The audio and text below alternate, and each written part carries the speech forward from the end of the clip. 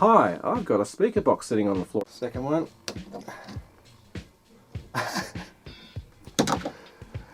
You gotta be kidding me. As badly drawn as this is because I'm working sideways and I'm not Mr.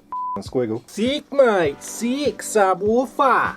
I've got two powerful 6 amp mains transformers. So those two transformers are going to give me a massive 12 amps of current capability, which is way too much. And I'm going to finalise assembly for the moment with these header connectors. But I just want to bring up one little point. Now this is what might go wrong or can go wrong sometimes when dealing with high powered power amplifiers like this.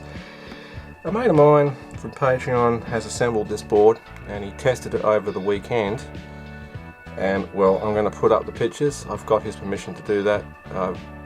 This is what the result of powering it up the first time did.